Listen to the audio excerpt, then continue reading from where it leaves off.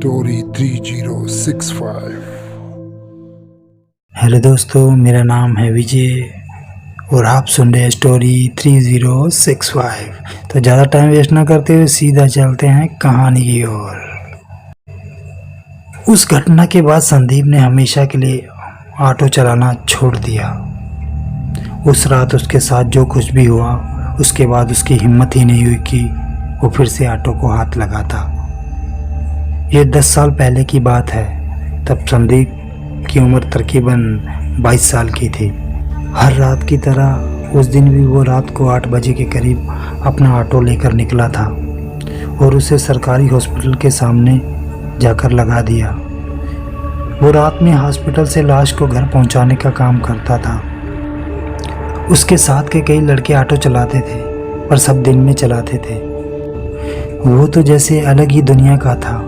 उसे तो जैसे डर छूकर भी कभी ना गुजरा हो। आराम से सरकारी अस्पताल के बाहर ऑटो खड़ी करके गाने सुनता रहता।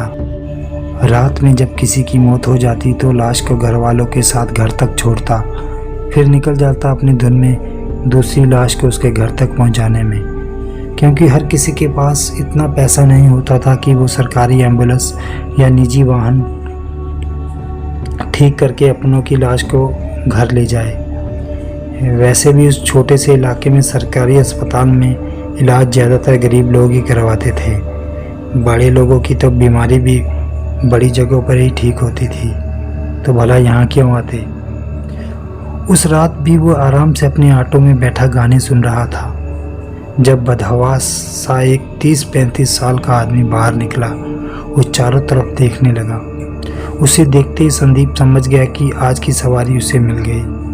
वो जल्दी से उसके पास पहुंचा और बोला, क्या चाचा, घर जाने के लिए कोई गाड़ी ढूंढ रहे हो क्या? हाँ, पर मुझे अकेले नहीं जाना। मेरे छोटे भाई की मौत हो गई है और उसका गला रूंध गया और वो कुछ भूल नहीं पाया। कोई बात नहीं चाचा, मैं ले चलूँगा। यही मेरा काम है, बस बताओ कहाँ जाना है। यहाँ से 30 किलोमीटर दूर है, दियारा गांव, जानते हो? संदीप बोला, हाँ जानता हूँ। चलो, पर पूरे 3000 रुपये लूँगा। रात गहरा रही है, मुझे फिर लौटना भी होगा। कहकर वो उसके साथ आगे बढ़ गया। उसके पीछे वो आदमी भी अपने कदमों को घसीटता हुआ साथ हो लिया। संदीप अंदर गया तो स्ट्रेचर पर 27-28 साल के एक नौजवान की लाश पड़ी थी। शायद एक्सीडेंट हुआ होगा, क्योंकि उसे काफ़ी चोटें लगी थी और खून से सारा कपड़ा सना हुआ था। हम आज ही मेरे ससुराल से घर लौट रहे थे। गाड़ी संदीप चला रहा था। कहकर वो अपने भाई से लिपट कर रोने लगा। हिम्मत रखिए, अब कुछ ठीक तो नहीं होगा, पर आपको खुद को संभालना होगा। कहकर वो लाश को स्ट्रेचर पर पड़े सफ़ेद चादर जो अब लाल हो गई थी उसमें लपेटने लगा। तभी वार्ड बॉय वहाँ पहुँचा और बोला, आप चादर नहीं ले जा सकते, ये हॉस्पिटल का है। उसने अपने पॉकेट से 100 रुपया निकाल कर उसके हाथ में रखा और उसे आंखों से जाने का इशारा किया।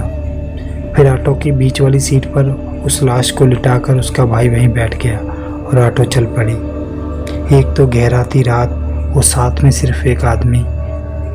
अक्सर होता ये था कि मरने वाले के साथ 3-4 लोग होते ही थे, पर इस बार तो सिर्फ ये दोनों ही थे।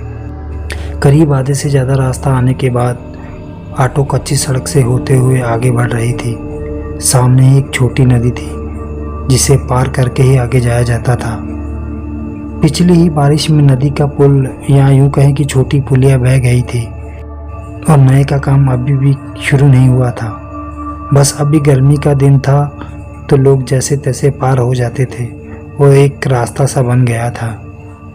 अभी संदीप ने ऑटो नदी में उतारी थी कि उसके छोटे चक्के रेत में धंस गए और अब वो लाख कोशिश के बाद भी ऑटो आगे नहीं बढ़ पा रही थी।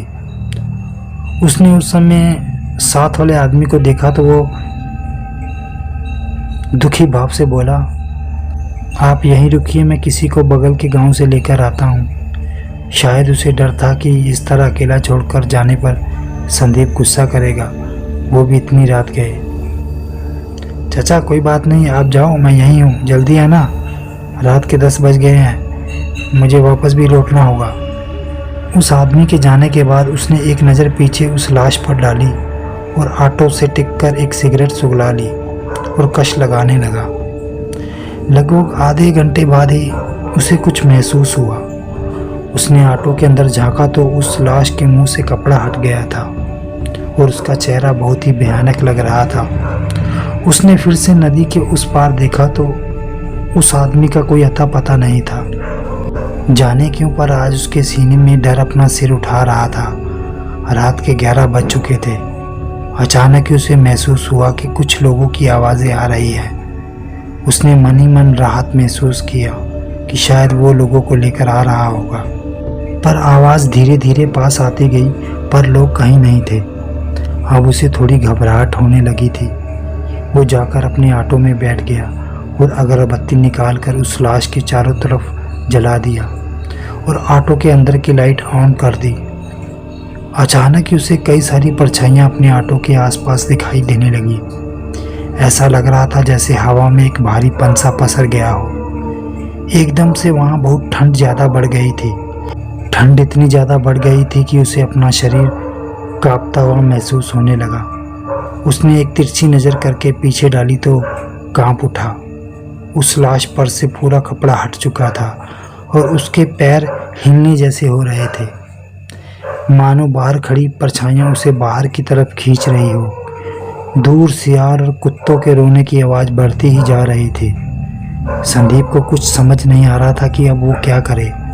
उसने मन ही मन ईश्वर का नाम लेना शुरू कर दिया।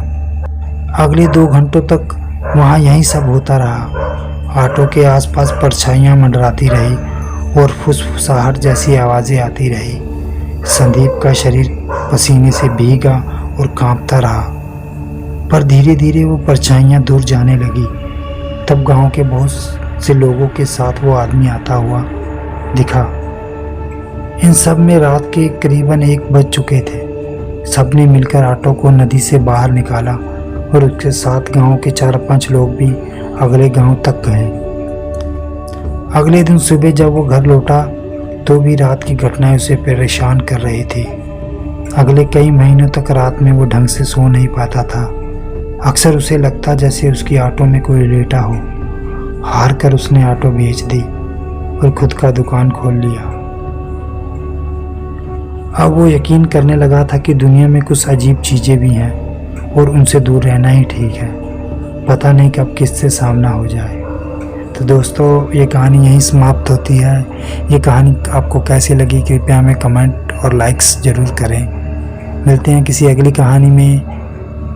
तो तब तक के लिए take care and bye bye.